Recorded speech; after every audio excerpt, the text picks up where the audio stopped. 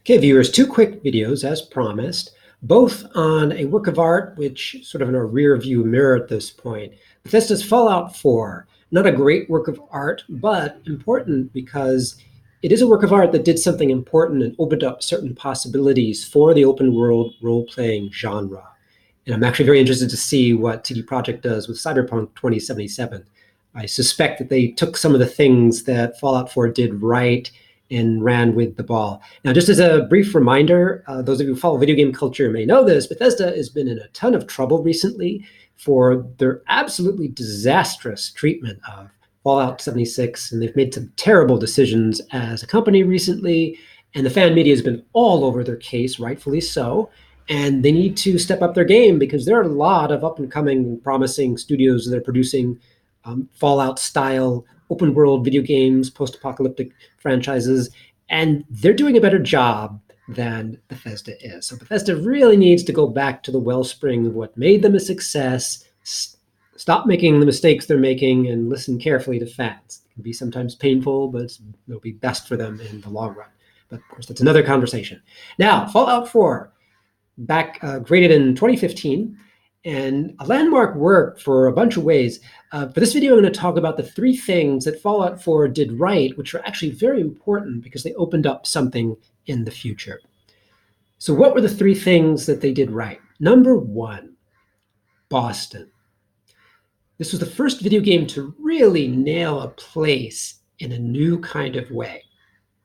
The space of Boston, they turned into a kind of an interactive wonderland, fantasy land, and it worked really well because apocalypse narratives, to be credible, you have to have a sense of what has been lost. You have to have a sense of history, of destruction, and it's not meaningful unless you know that there used to be something there, but it's not there anymore. Otherwise, the story doesn't work. So with the city of Boston, it's one of America's oldest cities. It has almost 400 years of history. It's a very walkable city. It is chock full of monuments and old buildings and historic sites. It has a history of the revolution, has post-revolutionary history, post-colonial history, 19th century history, 20th century history.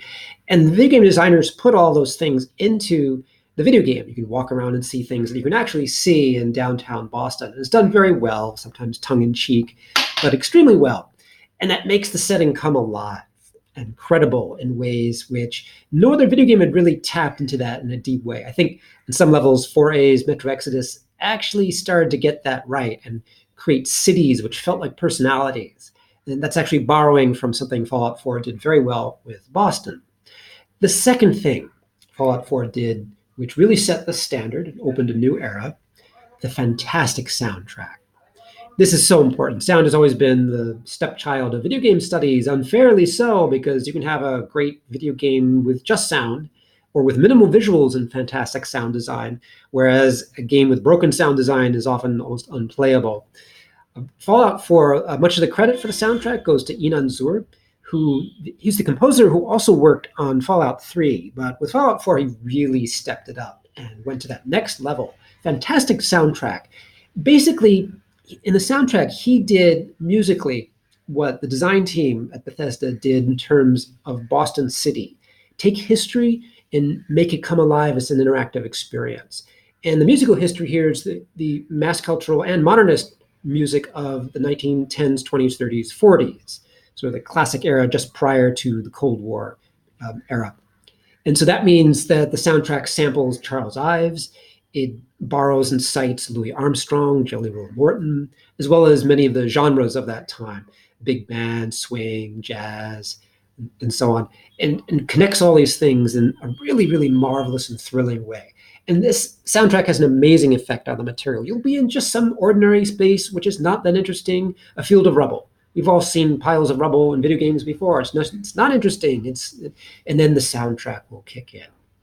And that soundtrack and a theme and a horn and a moment, and all of a sudden we're in another world. So the soundtrack literally is this good and transforms very mundane material to a whole new level of experience. And that's really set the bar very high for future soundtrack designers. They have to really work really hard to maximize the impact of sound and to make the spaces come alive in sound as well as in space.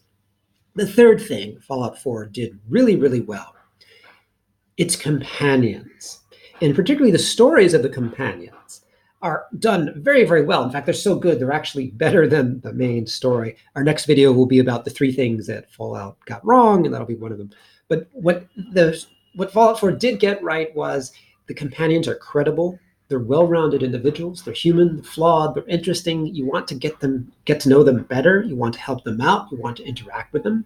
They make your journey through the wasteland so much more interesting and compelling and exciting. And you're given total freedom as to which characters you want to develop or not develop, which characters you want to romance, not romance. You're given an enormous amount of freedom, which is an excellent thing. And I also have to commend Bethesda for doing the right thing and having absolutely no judgment about the number of relationships or the gender sexuality. So you can have same-sex relationships if you want that. If you want opposite-sex relationships, that's there too. It's entirely up to the player. And this is something that the video game culture has really needed to do for a long time. So commendations for that. So the stories of these characters are some of the highest quality content of any science fiction story. In fact, I think in the science fiction genre, the only genre that's come close to telling stories as good for is Metro Exodus. And only on another level, I would have to say Exodus has a slight edge because the stories that you run across in Metro Exodus are actually all tied together and part of a community that you really start to care about. And very fine voice acting and stories and environments work together to really pull you in and make the whole thing really credible in ways that I think was a lot harder for Fallout 4. You don't really have communities in Fallout 4. So anyway, those are the 3 positives.